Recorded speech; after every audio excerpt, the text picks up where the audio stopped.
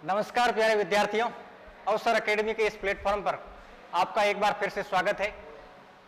इससे पूर्व हमने राजस्थान पॉलिटी की एक क्लास ली थी। उस क्लास के अंदर जो राज्यपाल के संबंध में संवैधानिक प्रावधान है उनके ऊपर चर्चा की, और आज की क्लास के अंदर हम आगे मुख्यमंत्री जो राजस्थान की कार्यपालिका का दूसरा महत्वपूर्ण बिंदु है उसकी चर्चा शुरू करते हैं, और हम देखेंगे कि मुख्यमंत्री के संबंध में क्या संवैधानिक प्रावधान है और फिर उन संवैधानिक प्रावधानों के अनुरूप राजस्थान के अंदर शुरू से लेके 1950 से लेके आज वर्तमान में 2025 तक कौन कौन व्यक्तित्व मुख्यमंत्री बने हैं, किस तरीके की मंत्रिपरिषद रही है, किस तरीके से विधानमंडल रहे हैं, उन तमाम बिंदुओं की चर्चा हम आज की क्लास में शुरू करते हैं। तो पहले देखते हैं कि पिछली क्लास के अंदर हमने राज्यपाल की चर्चा की थी, और राज्यपाल भी राजस्थान की कार्यपालिका, हमारा जो मुख्य टॉपिक है वो है राजस्थान की कार्यपालिका। कार्यपालिका के भीतर ही पिछली क्लास में हमने देखा कि कार्यपालिका के अंदर कौन कौन से पद या कौन कौन से निकाय आते हैं। तो सबसे पहले तो राज्यपाल आता है, फिर कार्यपालिका के अंदर आता है मुख्यमंत्री,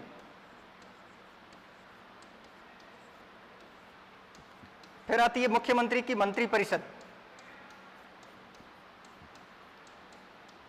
और चौथा जो राज्य का महाधिवक्ता होता है वो राज्य की कार्यपालिका के अंदर आता है, महाधिवक्ता,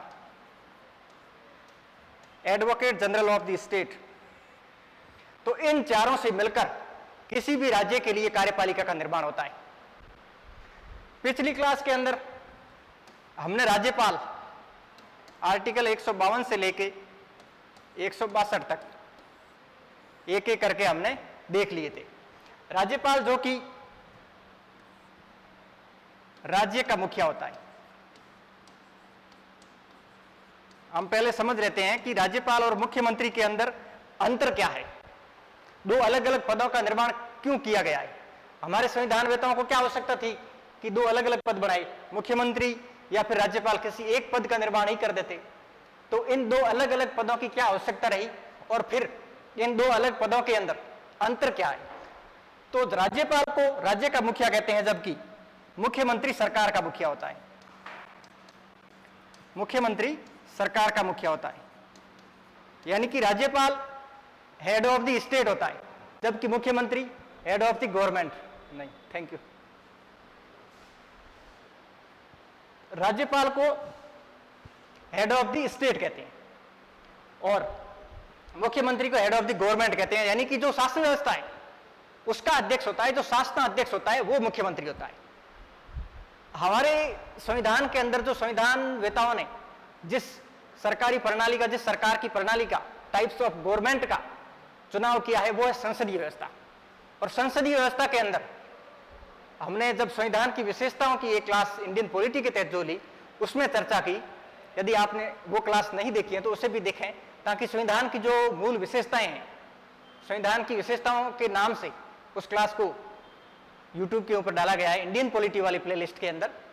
तो वहां आप देखेंगे तो ये चीज समझ जाएंगे कि हमारे देश के अंदर संसदीय व्यवस्था को अपनाया गया है।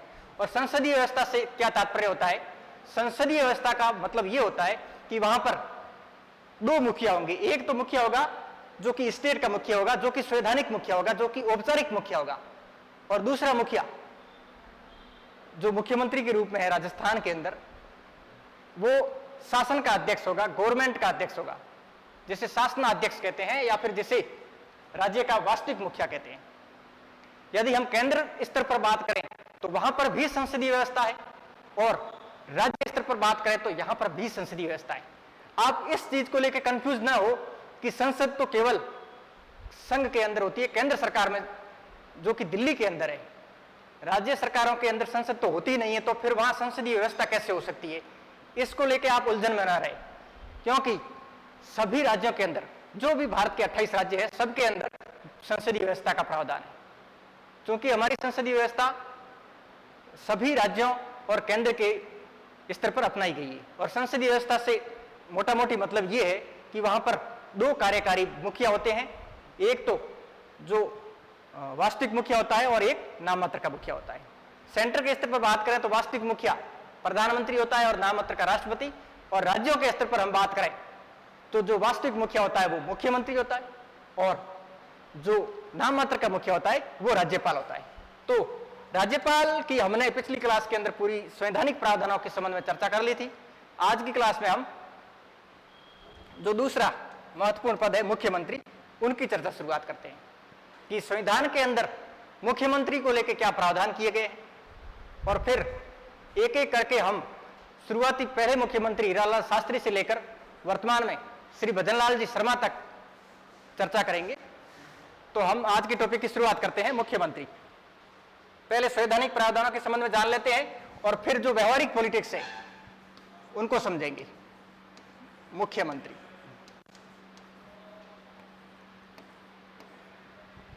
162 आर्टिकल तक, 162 आर्टिकल की चर्चा हमने पिछली क्लास में कर ली थी राजस्थान पॉलिटी की। अब आते हैं 163। यहां से मुख्यमंत्री और उसकी मंत्रिपरिषद के प्रावधान जो राज्य के संबंध में है, आर्टिकल 152 से हमने पिछली क्लास में बात की थी कि भाग 6 के अंदर जो राज्य है उनके लिए विभिन्न प्रावधान किए गए, यानी राज्य के अंदर जो राज्यपाल होता है उनकी मुख्यमंत्री, मंत्रिपरिषद, फिर विधानमंडल के अंदर यदि विधानसभा और विधान परिषद दोनों हैं तो उनके संबंध में सारे प्रावधान जो राज्यों को लेकर है वो भारतीय संविधान के भाग 6 के अंदर किए गए हैं। तो 163 आर्टिकल, इसके अंदर यह कहा गया है कि राज्यपाल को सलाह और सहायता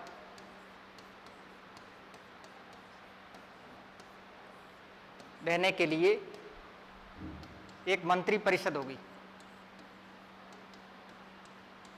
मंत्री परिषद, अभी हम इस शब्द को ढंग से समझेंगे कि मंत्री परिषद क्या होती है, मंत्रिमंडल क्या होता है, विधानमंडल क्या होता है, विधानसभा क्या होती है, विधान परिषद क्या होती है।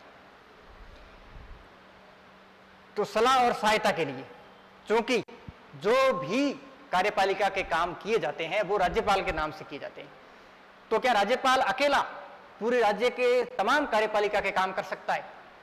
तो किसी अकेले व्यक्ति के लिए इतने बड़े राज्य के तमाम प्रावधान और सारे कार्यपालिका के कार्य कर पाना आसान नहीं है, इसलिए उसकी सहायता और सलाह के लिए मंत्रिपरिषद का निर्माण किया जाएगा। ये आर्टिकल 163 के अंदर लिखा हुआ है, और इसके अंदर ये भी प्रावधान है कि उस मंत्रिपरिषद का जो मुखिया होगा उसे मुख्यमंत्री कहा जाएगा। मुख्यमंत्री, तो मुख्यमंत्री जो पद नाम है वो आर्टिकल 163 के अंदर हमारे को देखने को भी मिलता है। अब हम जो अगला आर्टिकल है उसकी बात करते हैं, अनुच्छेद 164, 164। इसमें मंत्रियों के संबंध में अन्य उपबंध है। मंत्रियों के संबंध में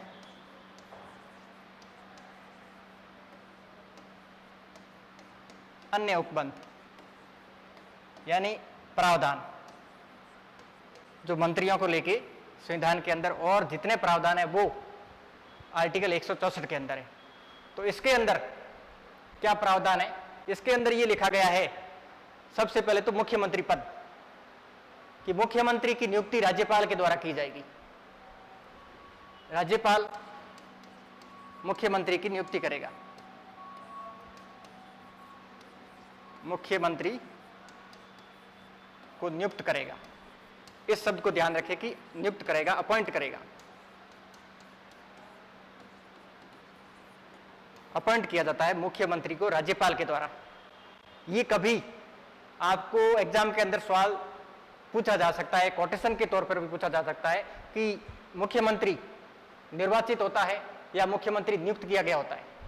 तो ध्यान रहे, मुख्यमंत्री हम सामान्य तौर पे समझते हैं और नॉर्मल जब अंदाज लगाते हैं तो सोचते हैं कि मुख्यमंत्री का अभी तो चुनाव होता है, लेकिन मुख्यमंत्री का चुनाव नहीं, मुख्यमंत्री नियुक्त होता है और वो राज्यपाल के द्वारा नियुक्त होता है। ये अलग बात है कि राज्यपाल उसी व्यक्ति को मुख्यमंत्री के लिए नियुक्त करेगा जिसका विधानसभा के अंदर बहुमत होगा।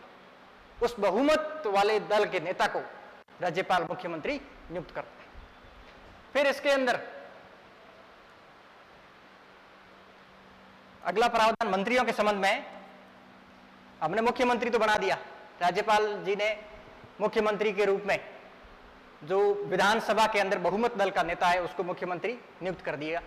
ये जो हम बहुमत का नेता हो गया, विधानसभा हो गई, जिस शब्दों की चर्चा करते जा रहे हैं ये अभी आपके थोड़े कम समझ आ रहे हैं, तो भी एक बार आप इनको देखते जाइए। हम धीरे धीरे इन शब्दों को और इन तमाम जो प्रोसीडिंग्स है, चाहे विधानमंडल हो या मंत्रिपरिषद, मंत्रिमंडल, इन शब्दों को भी अगली स्लाइड्स के अंदर समझेंगे। तो सबसे पहले आर्टिकल 164 में ये लिख दिया कि राज्यपाल मुख्यमंत्री की नियुक्ति करेगा। फिर मुख्यमंत्री की सलाह पर अन्य मंत्रियों की नियुक्ति करेगा। जैसे केवल मुख्यमंत्री ही नहीं होता राज्य के अंदर और भी मंत्री होते हैं, शिक्षा मंत्री होता है, वित्त मंत्री होता है, कृषि मंत्री होता है, पंचायती राज मंत्री होता है।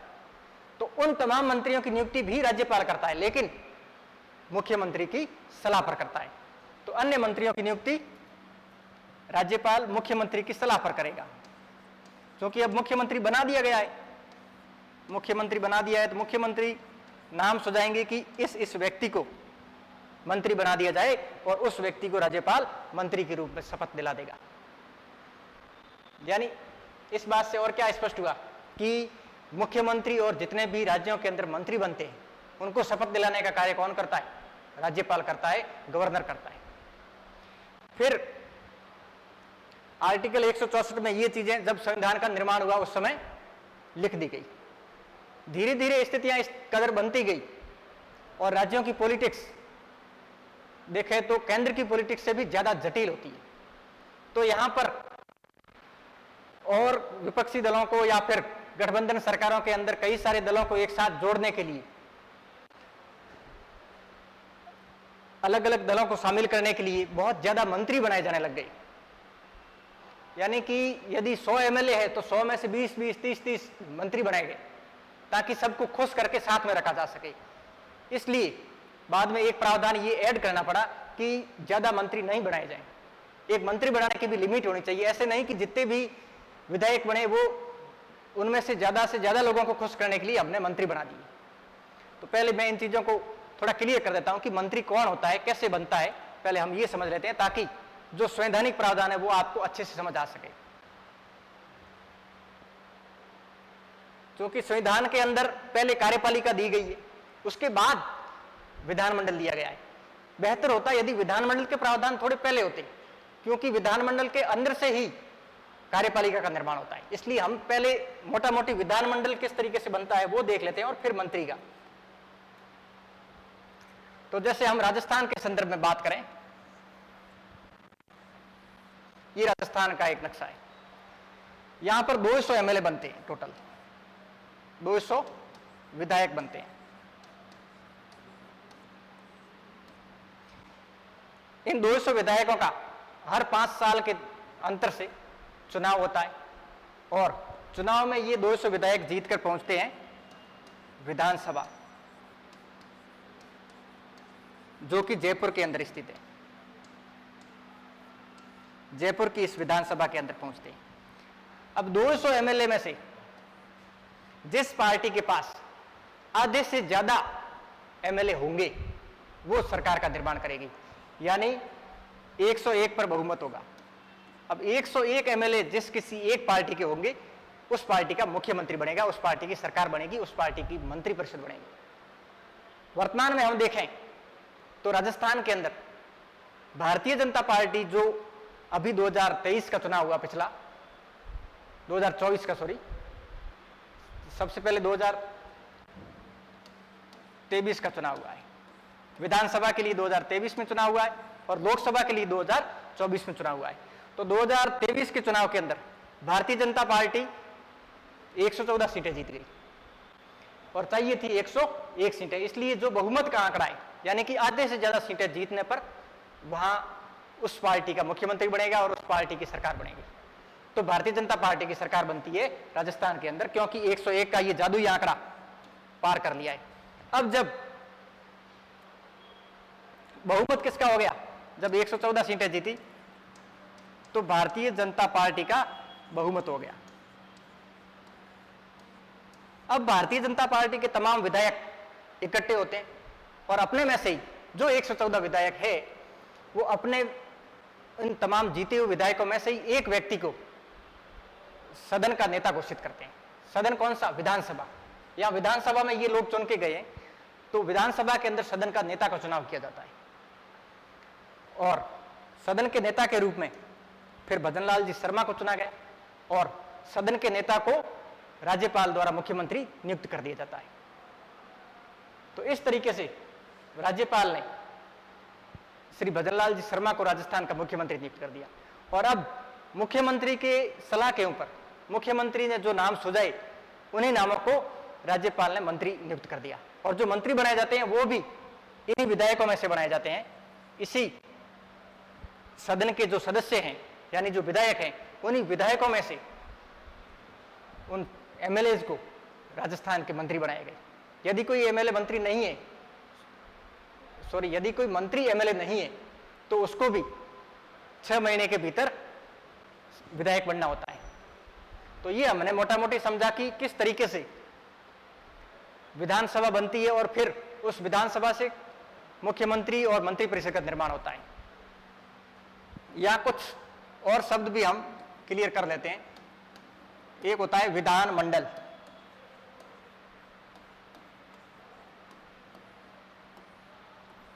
विधानमंडल क्या चीज होती है? चलो अगली स्लाइड में देखते हैं ढंग से। विधानमंडल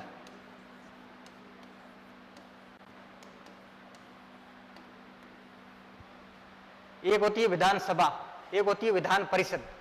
इन शब्दों के अंदर क्या अंतर है? तो विधानमंडल एक व्यापक शब्द है, यानी कि मैं साइंस का स्टूडेंट रहा हूं, साइंस मैथमेटिक्स का, तो हम चीजों को थोड़ा साइंटिफिक तरीके से पढ़ेंगे ताकि लंबे समय तक याद रह सके। ये एक बड़ा गोला है, इसको अपन मान लेते हैं विधानमंडल और विधानमंडल का निर्माण होता है विधानसभा और विधान परिषद। ये है आपकी विधानमंडल, ये होगी विधानसभा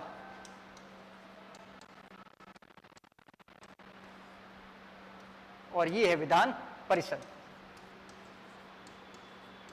तो विधान परिषद और विधानसभा इन दोनों को मिलाकर निर्माण होता है विधानमंडल का। अब ये आवश्यक नहीं है कि हर एक राज्य के अंदर विधान परिषद हो।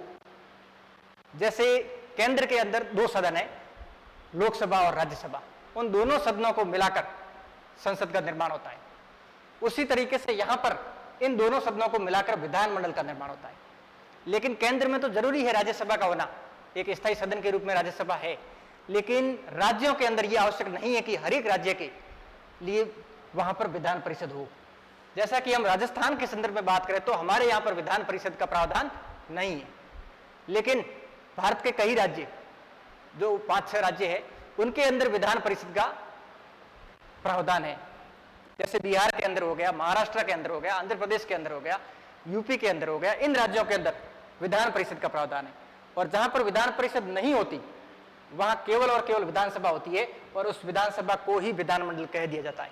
यानी राजस्थान के परिप्रेक्ष्य में हम बात करें तो राजस्थान के लिए राजस्थान की विधानसभा और राजस्थान का विधानमंडल एक ही चीज है, क्योंकि यहां विधान परिषद नाम का कोई सदन है ही नहीं।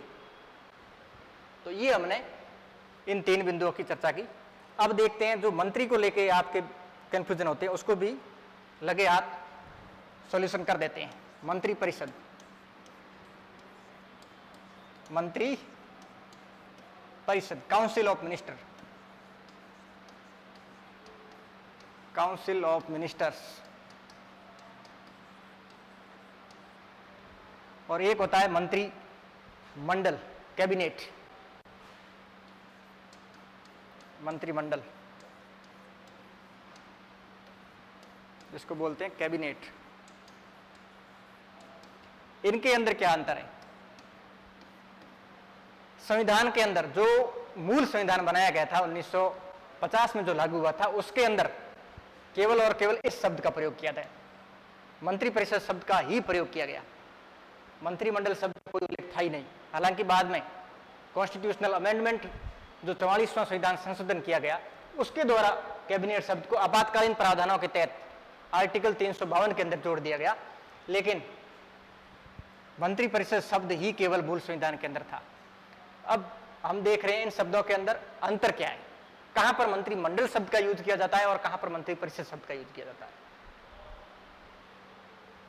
तो यहां पर भी हम गोले के रूप में बात करें तो ये है मंत्रिपरिषद और इसके अंदर होते हैं मंत्रिमंडल, ये है कैबिनेट और ये है काउंसिल ऑफ मिनिस्टर्स, परिषद। तो सारे मंत्री, चाहे वो कैबिनेट मंत्री हो, चाहे वो राज्य मंत्री हो, चाहे वो राज्य मंत्री स्वतंत्र प्रभार हो या फिर राज्य मंत्री अधीनस्थ, इन या फिर उप मंत्री हो, इन तमाम मंत्रियों को, जो मंत्रियों की अलग अलग टाइप्स होती है, उन सभी मंत्रियों को मिलाकर जो एक जोड़ा बनता है उसको कहते हैं मंत्रिपरिषद। और मंत्रिपरिषद में जो सबसे महत्वपूर्ण मंत्री होते हैं, जिनके पास बड़े बड़े विभाग होते हैं, उन लोगों के जो ग्रुप होता है उसको कैबिनेट कहते हैं, उसको मंत्रिमंडल कहते हैं।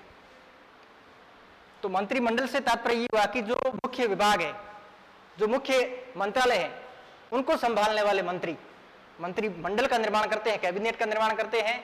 और सभी प्रकार के मंत्री, मंत्रिपरिषद के संबंध में बात करें तो सभी प्रकार के मंत्रियों का जो गठजोड़ होता है, सभी प्रकार के मंत्रियों में कौन से, कैबिनेट मंत्री भी आगे, आपके राज्य मंत्री स्वतंत्र प्रभार भी आगे और राज्य मंत्री ये भी आगे, फिर उप मंत्री, हालांकि उप मंत्री बनाए नहीं जाते हैं।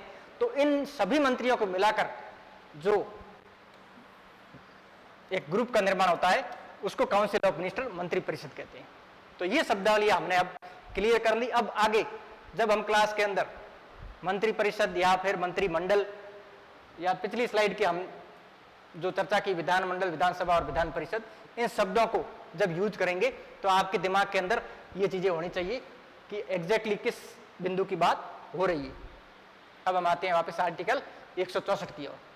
तो 164 के अंदर हमने देखा कि राज्यपाल मुख्यमंत्री की नियुक्ति करता है और मुख्यमंत्री की सलाह पर अन्य मंत्रियों की नियुक्ति करता है।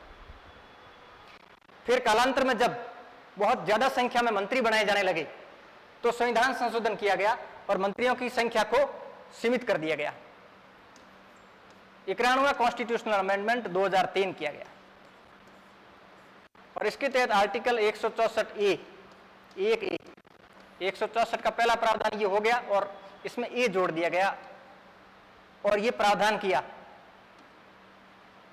कि किसी भी राज्य के लिए जो मंत्री है वो विधानसभा सदस्यों की 15% से ज्यादा नहीं। इस चीज को आप जरूर और जरूर याद रखें, क्योंकि ये कई बार एग्जाम के अंदर पूछा जाता है। या तो ये पूछा जा सकता है कि ये प्रावधान कब जोड़ा गया, कौन से कॉन्स्टिट्यूशनल अमेंडमेंट के द्वारा जोड़ा गया, या फिर ये पूछा जा सकता है कि अधिकतम मंत्री किसी भी राज्य के अंदर कितने हो सकते हैं। तो हम राजस्थान की बात करें तो राजस्थान के लिए अधिकतम मंत्री विधानसभा सदस्य, हमारे विधानसभा सदस्य है 200 और 200 का 15% कितना होता है, 100 का 15% 15 हो गया और 200 का 15% हो गया 30। तो 30 एमएलए मंत्री बन सकते हैं अधिकतम, यानी राजस्थान के अंदर अधिकतम जो मंत्री बन सकते हैं वो 30 मंत्री हो सकते हैं और 30 के अंदर मुख्यमंत्री सहित है, सीएम सहित।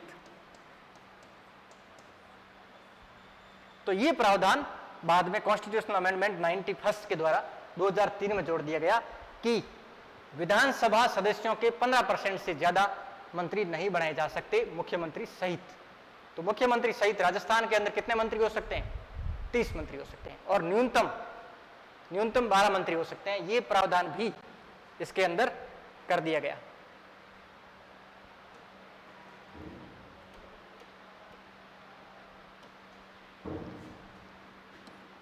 न्यूनतम 12 मंत्री, इतने तो मंत्री होने ही चाहिए ताकि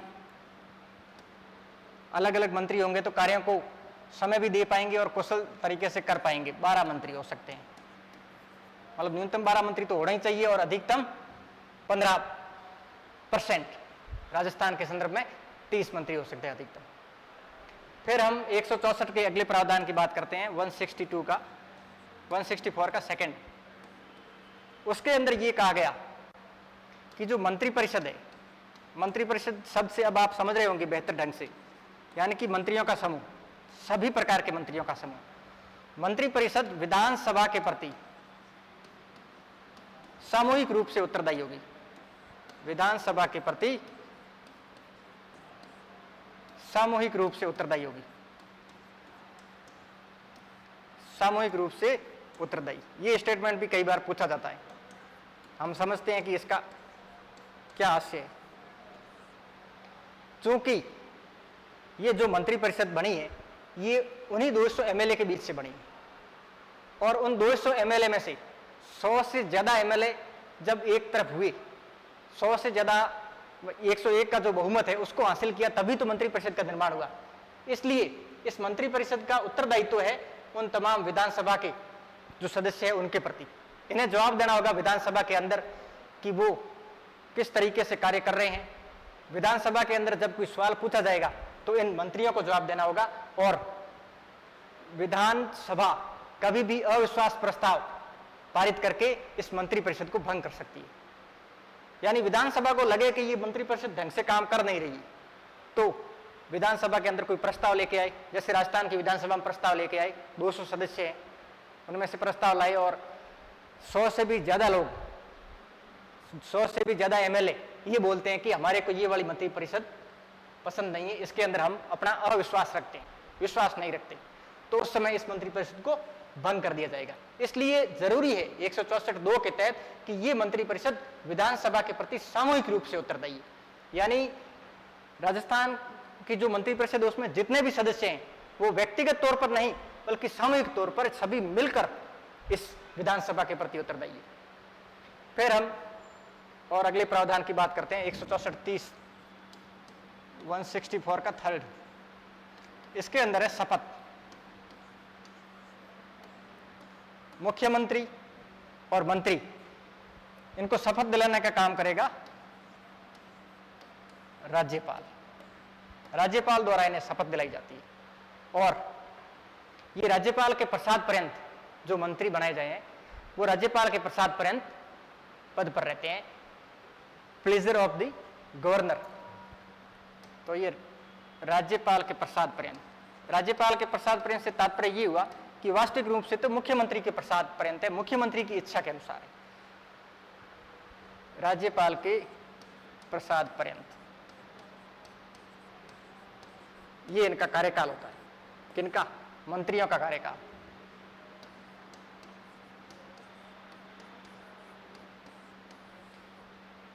फिर अगला जो प्रावधान है मंत्रियों के संबंध में,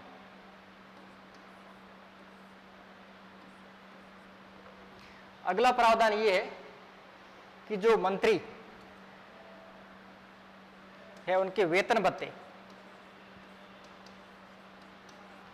वेतन भत्तों का निर्धारण राज्य का विधानमंडल करेगा। मंत्री के अंदर मुख्यमंत्री भी है।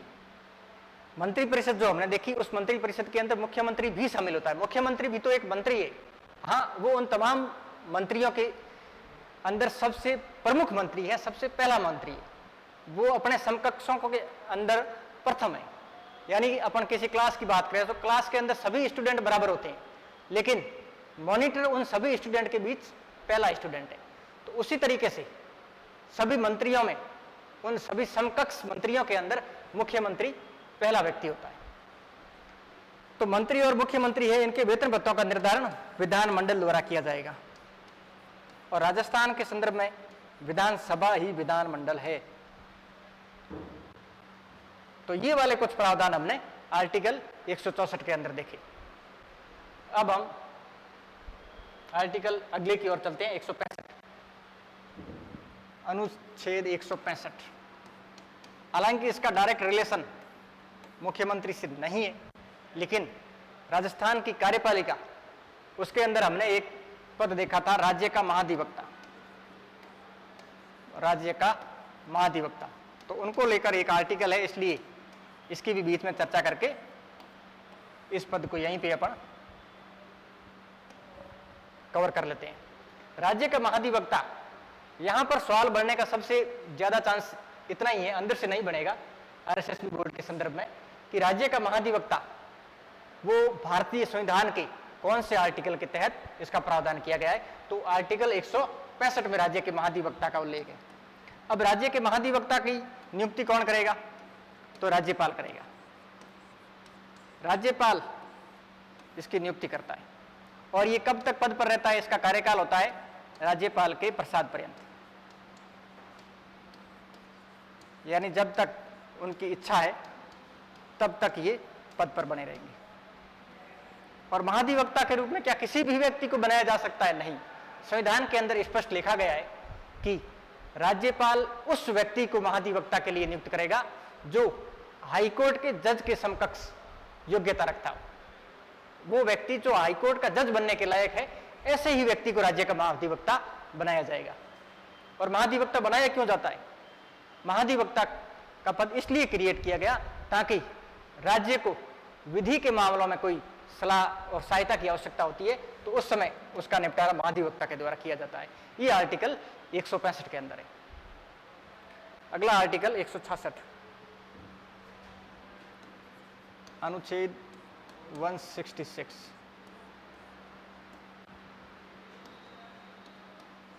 कार्यपालिका के कार्यों के कर्तव्य।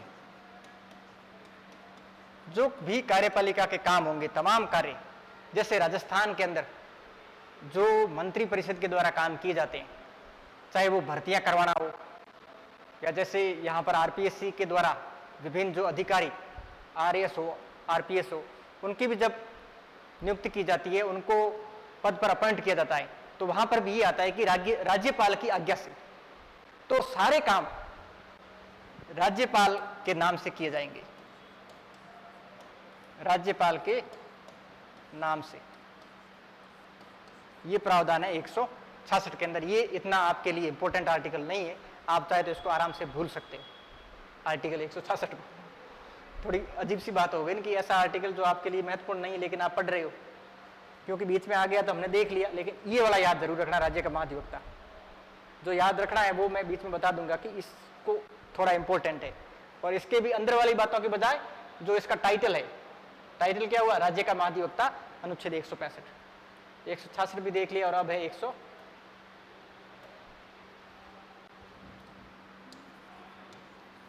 167।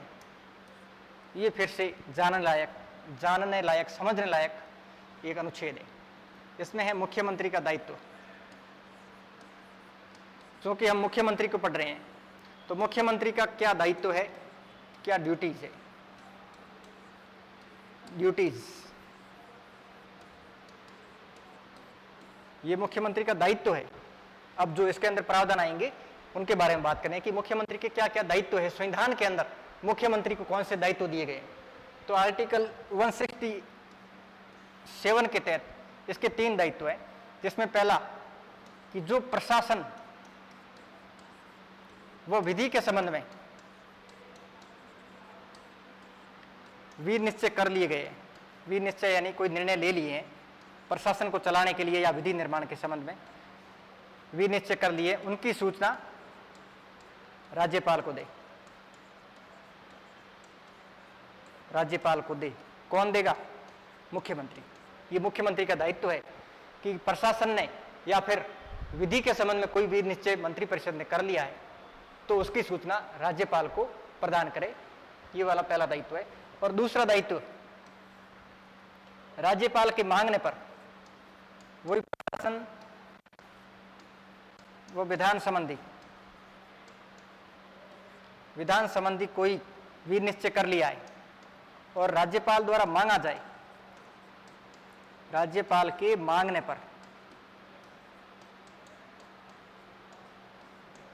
पर उसे दे।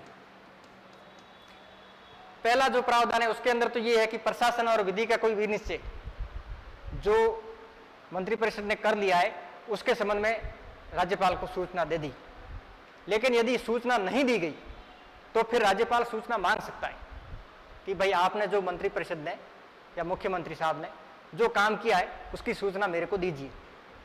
तो दूसरे प्रावधान के तहत राज्यपाल के मांगे जाने पर उन प्रशासन और विधान संबंधी विनिश्चयों का ब्यौरा राज्यपाल को दिया जाना चाहिए।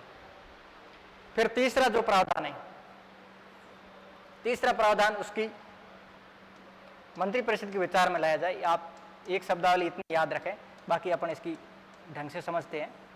मंत्रिपरिषद के विचार में, ये इसका कीवर्ड है, बाकी जो पूरा प्रावधान है वो आपको अभी मैं बताता हूं। तीसरे प्रावधान के अंदर ये लिखा गया है कि यदि किसी मंत्री ने, कोई एक विशिष्ट मंत्री, जैसे राजस्थान के संदर्भ में हम बात करें तो शिक्षा मंत्री कोई निर्णय लेते हैं, और जैसे उन्होंने निर्णय लिया कि इस बार जो रीट की वैकेंसी है वो बहुत बड़ी बम्पर वैकेंसी लेकर आते हैं। इससे पहले 50-55 हजार पदों पर तो निकाली जा चुकी हैं, इस बार कुछ बड़ा धमाल करते हैं और 1 लाख पदों पर वैकेंसी निकालते हैं। शिक्षा मंत्री ने ये अकेले घर पे बैठे बैठे सोच लिया कि इस बार ये करते हैं कि 1 लाख पदों पर रीट की वैकेंसी निकालते हैं, और जो शिक्षा मंत्री के अंडर आने वाले सचिव है उनसे भी बात करते हैं कि इसके लिए आप कार्यवाही शुरू कीजिए। और ये सारी चर्चा जब आम मीडिया के सामने आती है कि 1 लाख पदों पर इस बार रीट की वैकेंसी आने वाली है, हम एग्जाम्पल के तौर पर देख रहे हैं, इसका कोई वास्तविकता से लेना देना नहीं है, तो 1 लाख पदों पर वैकेंसी आने वाली है, पूरा मीडिया में यूं हा हुल्ला होने लग जाता है कि क्या बात है, इस बार तो 1 लाख पदों पर वैकेंसी आने वाली है, शिक्षा मंत्री ने बोला है। फिर कई लोग जाके बोलते हैं, एमएलए जो भारतीय जनता पार्टी के एमएलए, उनसे पूछा, और शिक्षा मंत्री के अलावा जो और मंत्री है उनसे भी लोग पूछते हैं कि क्या 1 लाख पदों पर वैकेंसी आने वाली है। मंत्री जी खुद कहते हैं हमें तो पता ही नहीं। शिक्षा मंत्री के अलावा जो बाकी के मंत्री है, जैसे पंचायती राज मंत्री को पूछ लिया, कृषि मंत्री को पूछते हैं, या फिर जो खेल मंत्री है उनसे लोगों ने पूछा कि क्या सत्ताधारी पार्टी 1 लाख पदों पर रीट की भर्ती करने वाली है, तो मंत्री जी को तो पता ही नहीं, क्योंकि शिक्षा मंत्री ने ये डिसीजन लिया है, बाकी मंत्रियों को पता नहीं है। तो जब ऐसी स्थितियां क्रिएट हो तो उस संबंध में ये प्रावधान किया गया है कि जब अकेला मंत्री कोई डिसीजन लेगा तो पहले वो बाकी वाले मंत्रियों को बताएगा कि हम ये काम करने जा रहे हैं, ताकि उन मंत्रिपरिषद के अंदर एक रूपता नजर आए। मंत्रिपरिषद सामूहिक रूप से काम करती है, ऐसा नहीं कि हर एक मंत्री अलग अलग दिशा में अपनी मनमर्जी से कार्य करता हो, नहीं, वो सामूहिक रूप से कार्य करती है। उनमें एक रूपता होनी चाहिए और नीतियों के प्रति एक रूपता नजर आनी चाहिए। ऐसा नहीं कि एक मंत्री कुछ कह रहा हो और दूसरा मंत्री उससे विपरीत कुछ कह रहा हो, फिर मंत्रिपरिषद में एक रूपता नहीं होगी और उनमें बिखराव की संभावनाएं बन जाती है।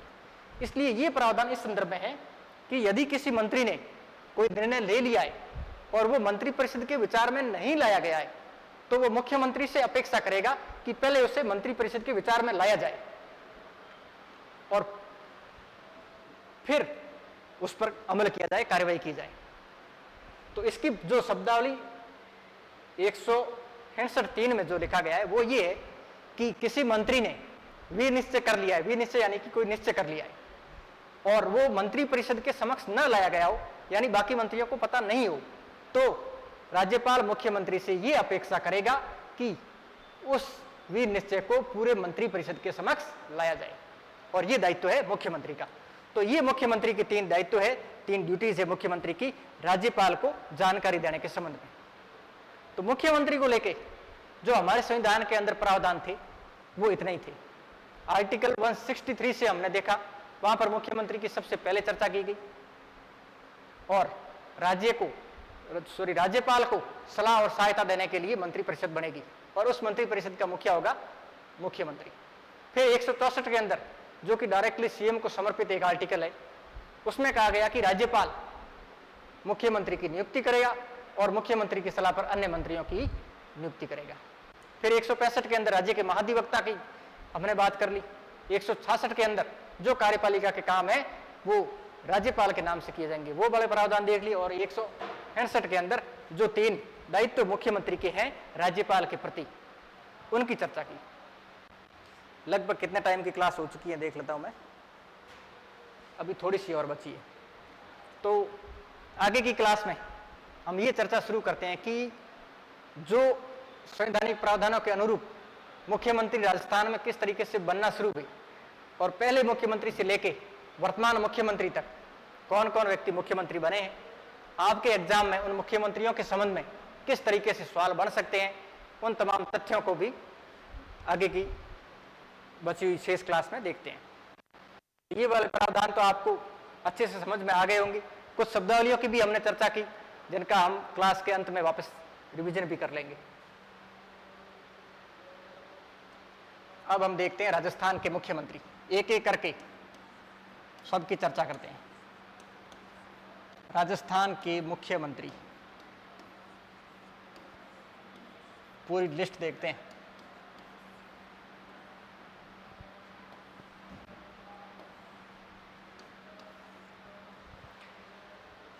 पहले राजस्थान एक रियासती राज्य हुआ करता था। जिस राजस्थान को हम आज एक रूप में राज्य के रूप में देख रहे हैं, वैसा राज्य नहीं था। पहले मेवाड़ अलग था, मारवाड़ अलग था, हाड़ौती अलग था, जयपुर रियासत अलग थी, बीकानेर रियासत अलग थी, जो मत्स्य संघ था उनके अलग अलग और भी रियासतें थी, चाहे वो अलवर रियासत हो या फिर भरतपुर रियासत हो। तो इस तरीके से एक रियासती राज्य हुआ करता था राजस्थान।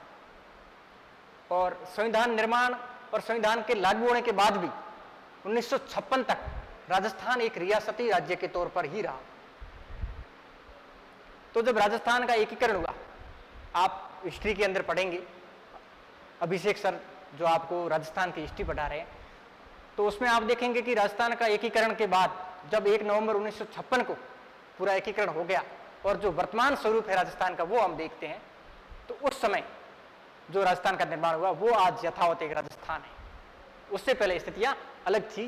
राजस्थान एक भारत के राज्य की बजाय स्वतंत्र रियासतों वाला एक राज्य हुआ करता था। तो फिर सबसे पहले राजस्थान के मुख्यमंत्री के रूप में जो पहले मुख्यमंत्री है वो बनते हैं आपके हीरालाल शास्त्री।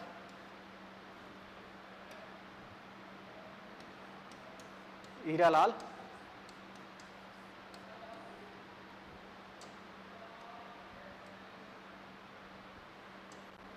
शास्त्री। शास्त्री जी राजस्थान के पहले मुख्यमंत्री बनते हैं और ये बनते हैं आपके 7 अप्रैल को 1949। इस दिन हीरालाल शास्त्री को, जो भी उस समय एकीकृत राजस्थान हो चुका था, उस राजस्थान के मुख्यमंत्री के रूप में बनाया जाता है। और उस समय जो पद नाम है वो मुख्यमंत्री नहीं हुआ करता था, बल्कि प्रधानमंत्री कहा जाता था।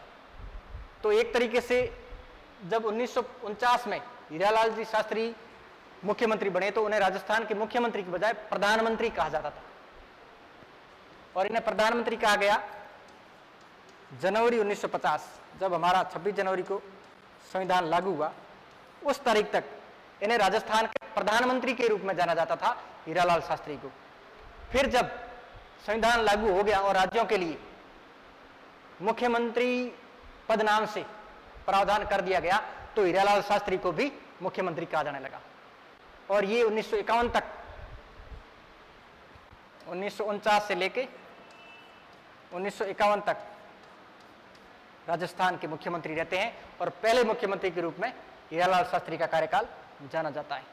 हीरालाल शास्त्री के संबंध में हम और बात करें तो ये जयपुर से बिलोंग करते थे और इनकी पुत्री शांतिबाई के नाम से इन्होंने एक बहुत ही शानदार शिक्षा के क्षेत्र में विद्यापीठ का निर्माण किया, जिसे आजकल वनस्थली विद्यापीठ कहते हैं। वनस्थली विद्यापीठ।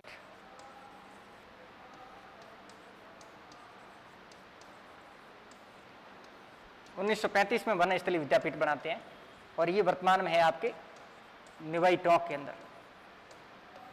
निवाई टोंक ये पंचमुखी शिक्षा के लिए जानी जाती है, यानी कि सर्वांगीण विकास के लिए जो भी शिक्षा के अलग अलग आयाम होते हैं उस शिक्षा को देने के लिए वनस्थली विद्यापीठ, और ये बालिकाओं के लिए समर्पित है। क्योंकि अपनी पुत्री की याद में इस विद्यापीठ का निर्माण किया गया, तो बालिकाओं के लिए समर्पित वनस्थली विद्यापीठ है। और इसमें न केवल हीरालाल शास्त्री बल्कि उनकी धर्मपत्नी रत्ना शास्त्री का भी योगदान रहा। और रत्ना शास्त्री का नाम आप राजस्थान हिस्ट्री में कई बार सुनेंगे।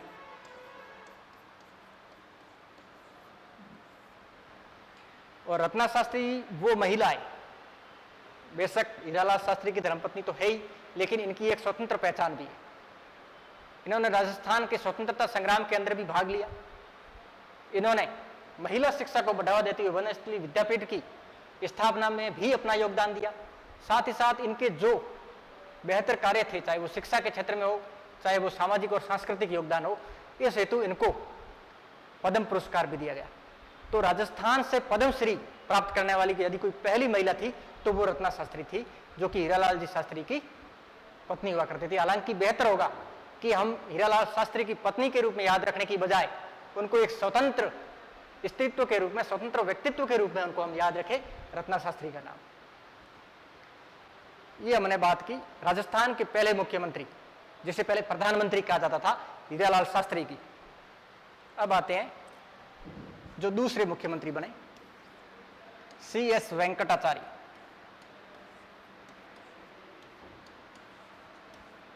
वेंकटाचार्य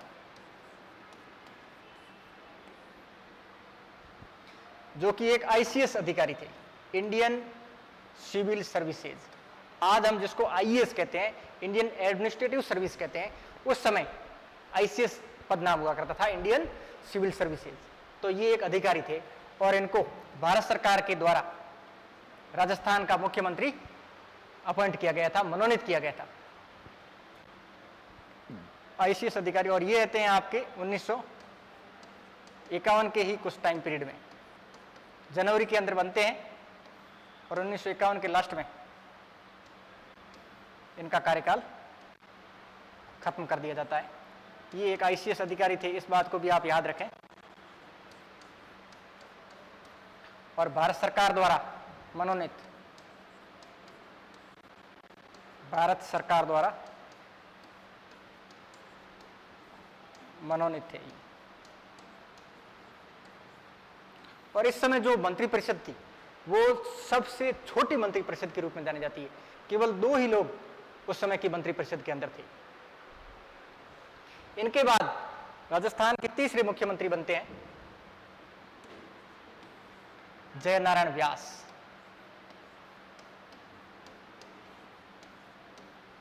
जयनारायण व्यास जो कि जोधपुर से बिलोंग करते थे। ये आपके 1951 और 1952, जब तक कि पहला आम चुनाव नहीं हो जाता तब तक मुख्यमंत्री पद पर रहते हैं। और व्यास जी जोधपुर से बिलोंग करते थे।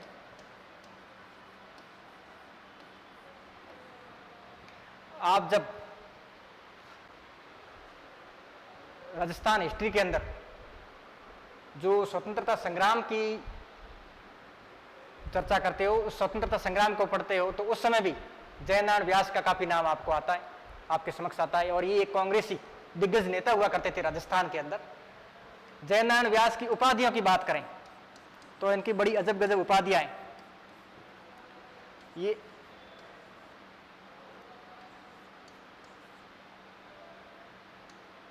अक्कड़ आदमी थे।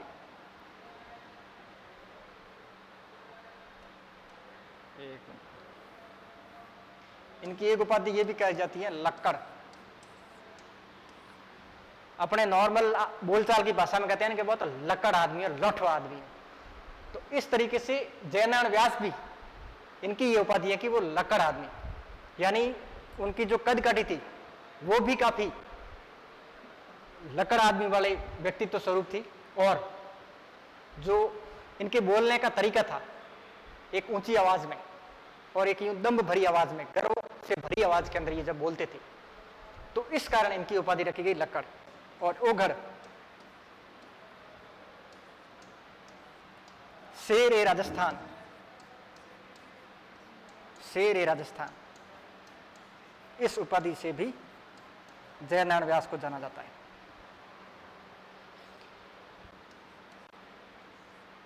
फिर जयनारायण व्यास जो सरदार पटेल और उनकी कांग्रेस थी, उस कांग्रेस के सदस्य थे। जब 1950 के बाद सरदार पटेल का निधन हो गया और कांग्रेस के अंदर जो सरदार पटेल के नेतृत्व वाली और सरदार पटेल के विंग की जो कांग्रेस के लोग थे, उनका वर्चस्व कम होने लगा, तो जयनारायण जी व्यास को मुख्यमंत्री पद से हटा दिया गया। और जब 1952 में पहला चुनाव होता है 1952 का चुनाव। हमारे देश की आजादी के बाद जो आम चुनाव होता है वो सबसे पहले 1952 के अंदर होता है। 1952 के अंदर लोकसभा के लिए भी चुनाव होता है और तमाम राज्यों की विधानसभाओं के लिए भी चुनाव होता है, और ये सारे चुनाव एक साथ होते हैं। आज हम जिस एक देश एक चुनाव की बात करते हैं वो शुरुआत में एक साथ ही हुआ करते थे। 1952 में हमने एमएलए के लिए और एमपी के लिए, हमने यानी हमारे पूर्वजों ने एमएलए और एमपी के लिए एक साथ ही वोट डाला था।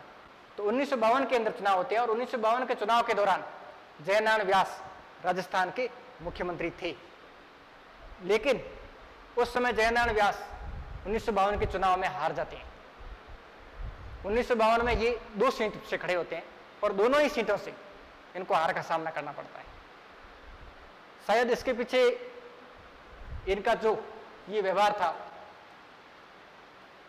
और शेर राजस्थान के रूप में जो इनका एक भारी भरकम और दम्भशील व्यवहार था, इसी वजह से इनको दोनों सीटों से हार का सामना करना पड़ता है। जो 2 सीट जहां से वो हारे, एक तो थी जालोर ए, और एक थी जोधपुर जहां से ये थे जोधपुर शहर बी। क्योंकि उस समय निर्वाचन आयोग द्वारा फटाफट में जल्दबाजी के अंदर चुनाव करवाए जा रहे थे, तो इसी तरीके से ABCD करके विधानसभाओं का नाम दे दिया गया।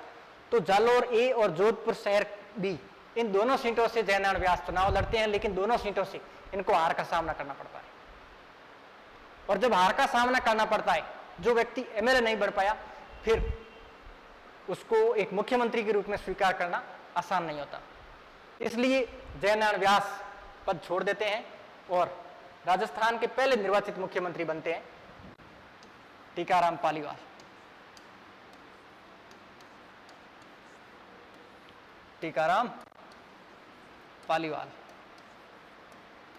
ये चुनाव के बाद पहले मुख्यमंत्री बनते हैं, यानी कि राजस्थान के पहले निर्वाचित मुख्यमंत्री हैं, इलेक्टेड चीफ मिनिस्टर है, जो इलेक्शन से आए हैं, पहले निर्वाचित मुख्यमंत्री।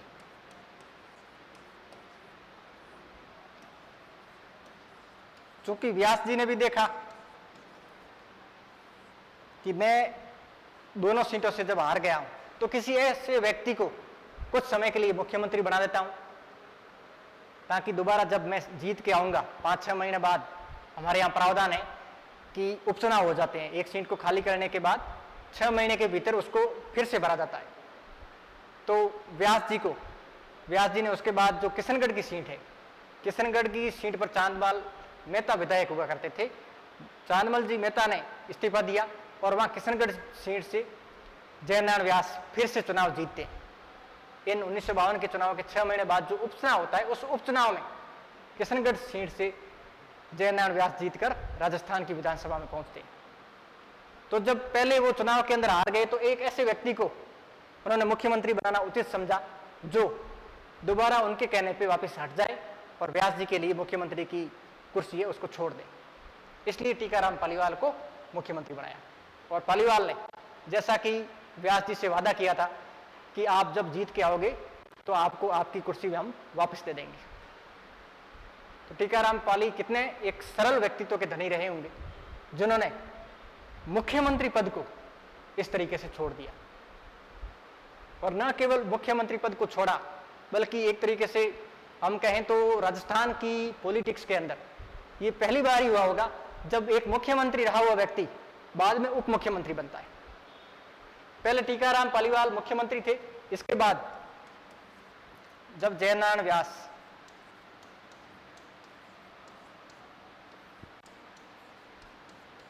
आपके किशनगढ़ से जीत के आते हैं, किशनगढ़ अजमेर, किशनगढ़ से चुनाव जीत के आते हैं, तो टीकाराम पालीवाल जो मुख्यमंत्री का अपना पद है वो छोड़ देते हैं जयनारायण व्यास जी के लिए, और जयनारायण व्यास बनते हैं राजस्थान के मुख्यमंत्री। ये 1952 में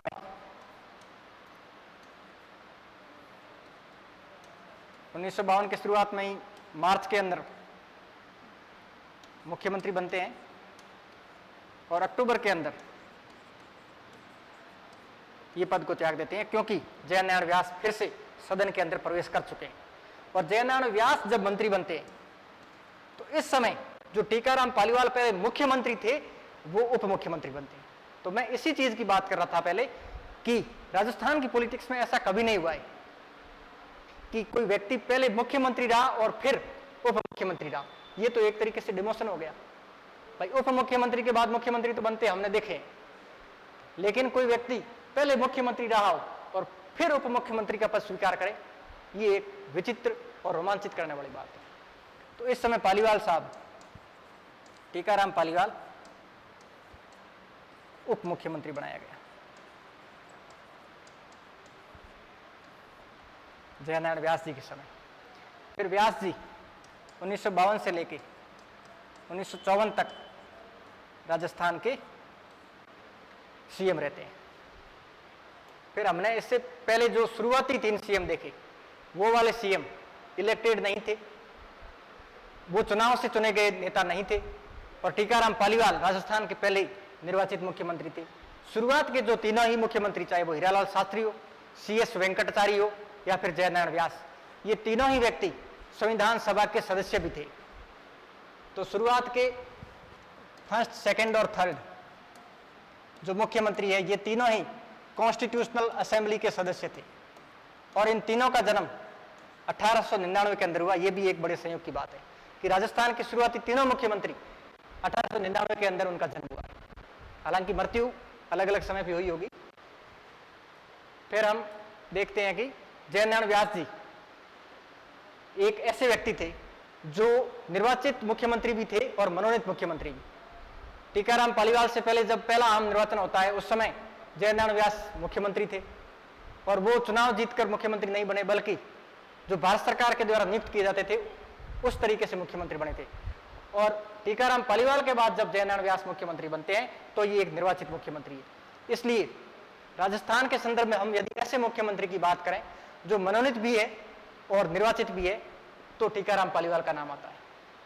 और फिर जब कांग्रेस के अंदर, उस समय कांग्रेस का वर्चस्व हुआ करता था, कांग्रेस के आगे और कोई भी दल मुख्य तरीके से विरोध स्वरूप उतर नहीं पाता था, तो कांग्रेस के अंदर ही कई सारे ग्रुप बन चुके थे, कई सारे धड़े थे। यहां पर जयनारायण व्यास के सामने सुखाड़िया, मोहनलाल सुखाड़िया जी का एक, और उनकी जो कांग्रेस के सदस्यों से बनी हुई एक लॉबी उतर आती है और वो सवाल खड़ा करती है कि जयनारायण व्यास की बजाय लोकप्रियता सदन के अंदर और लोगों की ज्यादा है, इसलिए जयनारायण व्यास को मुख्यमंत्री पद से हटा दिया जाए और किसी अन्य व्यक्ति को राजस्थान का मुख्यमंत्री बनाया जाए। तो उस समय सबसे युवा मुख्यमंत्री के रूप में राजस्थान के मुख्यमंत्री बनते हैं मोहनलाल सुखाड़िया। मोहनलाल सुखाड़िया ये आज तक के सबसे युवा मुख्यमंत्री रहे हैं राजस्थान के। 1954 में बनते हैं और ये व्यक्ति न केवल बनते हैं बल्कि बहुत लंबे समय तक के लिए 1971 17 साल तक राजस्थान के लगातार मुख्यमंत्री पद पर मोहनलाल जी सुखाड़िया रहते हैं।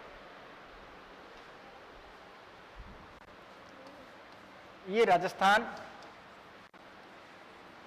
के सबसे युवा मुख्यमंत्री, सबसे युवा सीएम, 38 साल की उम्र में ये मुख्यमंत्री बन जाते हैं। मोहनलाल जी सुखाड़िया, चूंकि इनको एक लंबा कार्यकाल भी मिला राजस्थान के लिए कार्य करने हेतु और इन्होंने कई अपने कार्यकाल के दौरान कार्य किए भी, इनको आधुनिक राजस्थान का निर्माता कहा जाता है। आधुनिक राजस्थान का निर्माता।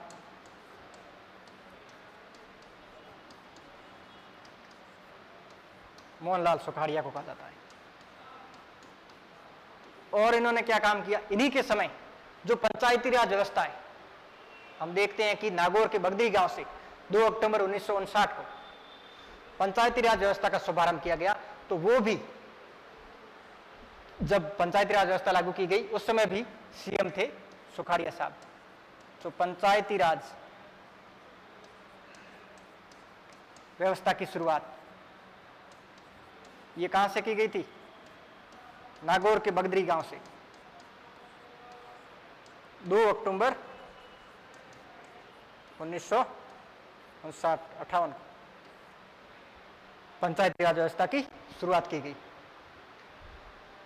इससे पहले जब हीरालाल शास्त्री मुख्यमंत्री थे तो उन्होंने राजस्थान के अंदर संभागीय व्यवस्था की शुरुआत की थी 1949 के अंदर, जब वो पहले मुख्यमंत्री बने थे। 1962 के अंदर संभागीय व्यवस्था की आवश्यकता को कम महसूस करते हुए मोहनलाल जी सुखाड़िया ने इस व्यवस्था को खत्म कर दिया। हालांकि आगे फिर हरदेव जोशी जब मुख्यमंत्री बनते हैं तो उन्होंने वापस शुरू किया 1987 के अंदर, और आज तक संभागीय व्यवस्था कायम है। तो ये मोहनलाल सुखाड़िया के संदर्भ में देखा, और ये सर्वाधिक समय तक रहने वाले मुख्यमंत्री है, सर्वाधिक काल।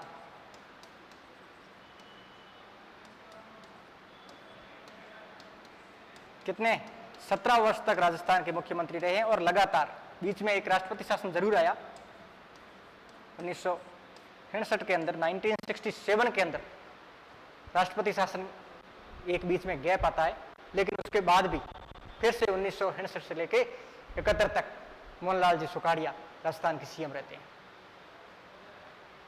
और सर्वाधिक कार्यकाल के साथ साथ ये राजस्थान के 4 बार यानी सर्वाधिक बार कोई व्यक्ति मुख्यमंत्री बना है राजस्थान का, तो वो है मोहनलाल जी सुखाड़िया। ये 1954 के अंदर मुख्यमंत्री बने। हम इसकी अलग अलग टर्म्स भी देख लेते हैं, इनको अलग अलग बांट लेते हैं अगली स्लाइड में। मोहनलाल सुखाड़िया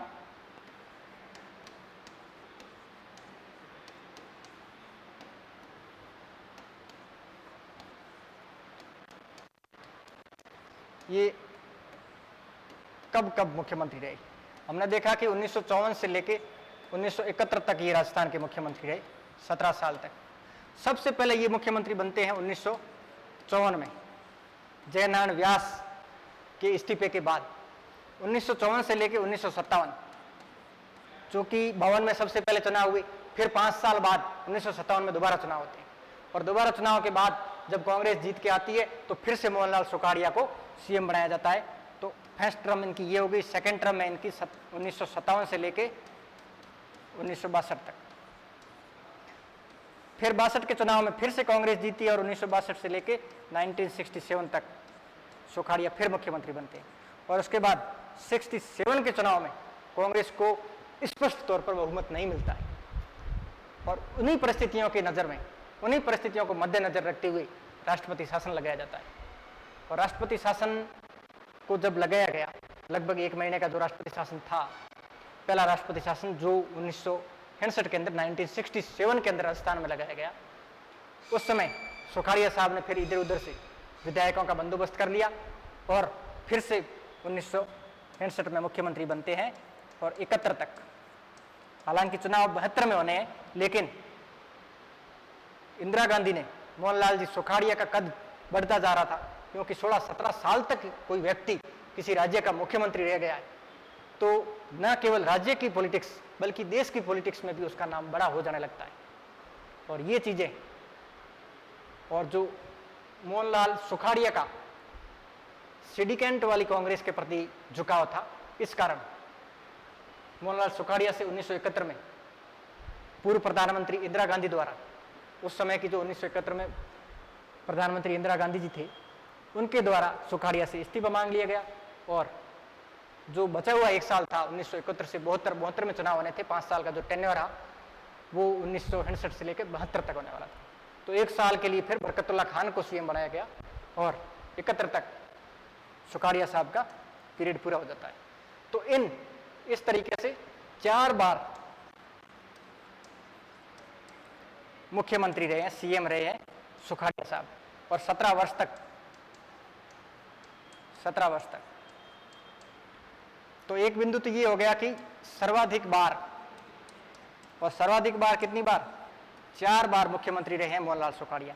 दूसरा बिंदु, सर्वाधिक समय तक, 17 वर्ष तक मुख्यमंत्री रहे, और सबसे युवा मुख्यमंत्री जो 38 साल की उम्र में बने, वो थे मोहनलाल सुखाड़िया, जो आधुनिक राजस्थान के निर्माता भी कहे जाते हैं। तो इस तरीके से आज की क्लास में हमने राजस्थान के जो शुरुआती मुख्यमंत्री उनकी चर्चा की। अब समय सीमा का ध्यान रखते हुए आज की क्लास को हम यहीं विराम देते हैं। अगली क्लास में जो आगे के मुख्यमंत्री उनकी भी चर्चा करेंगे, और भैरव सिंह शेखावत, और उसके बाद जो अशोक गहलोत और वसुंधरा राजे, इनके जो मुख्यमंत्री के टेन्योर थे उनको देखेंगे और उनके जो मुख्य बिंदु है जो बार बार एग्जाम में पूछे जाते रहे, ऐसे कॉमन सवालों की भी अगली क्लास के अंदर चर्चा करेंगे। तो एक बार हम वापस देख लेते हैं कि आज की क्लास में हमने किन किन बिंदुओं की चर्चा की है।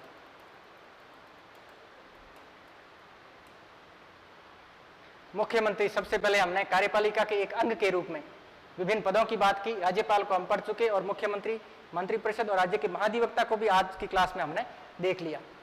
फिर है मुख्यमंत्री को लेकर जो आर्टिकल 163, 64 और 165 के अंदर ये बीच में हमने देखा कि किस तरीके से विधानसभा से चुने हुए लोग मंत्रिपरिषद में शामिल होते हैं और विधानमंडल का निर्माण विधानसभा और विधान परिषद इन दोनों से होता है। ये निचला सदन है, जैसे लोकप्रिय सदन कहा जाता है, ये निचला सदन है और ये ऊपरी सदन है जो कि राज्यसभा केंद्र के अंदर होती है। उसके समकक्ष राज्यों के अंदर जो सदन होता है वो होता है विधान परिषद। फिर अगली स्लाइड में हमने देखा मंत्रिपरिषद और मंत्रिमंडल के बीच क्या अंतर होता है और 164 के विभिन्न प्रावधान, 165 में राज्य महाधिवक्ता का पद, 166 के अंदर राज्यपाल के नाम से सारे कृत्य किए जाते हैं और 165 के अंदर मुख्यमंत्री की जो दायित्व है, ड्यूटीज है, उनको देखा। फिर राजस्थान के एक एक मुख्यमंत्री की हमने चर्चा की, जिसमें सबसे पहले हीरालाल शास्त्री, दूसरे मुख्यमंत्री के रूप में CS वेंकटाचारी और तीसरे मुख्यमंत्री जयनारायण व्यास, जो तीनों ही संविधान सभा के सदस्य भी रहे। उसके बाद राजस्थान के पहले निर्वाचित मुख्यमंत्री के रूप में हमने टीकाराम पालीवाल की बात की। फिर जयनारायण व्यास निर्वाचित मुख्यमंत्री के रूप में आए और उसके बाद एक युवा व्यक्ति मुख्यमंत्री बनता है और 1954 से लेकर 1971 तक 17 वर्ष तक राजस्थान का मुख्यमंत्री रहता है। तो इन मुख्यमंत्रियों की चर्चा आज की क्लास में हमने की। आगे की क्लास में जो बचे हुए मुख्यमंत्री है उनकी चर्चा करेंगे और भजनलाल जी शर्मा तक हम सभी मुख्यमंत्रियों की आगे क्लास में चर्चा करने वाले। तब तक के लिए जुड़े रहिए इस अवसर अकेडमी के प्लेटफॉर्म के साथ। धन्यवाद। जय हिंद।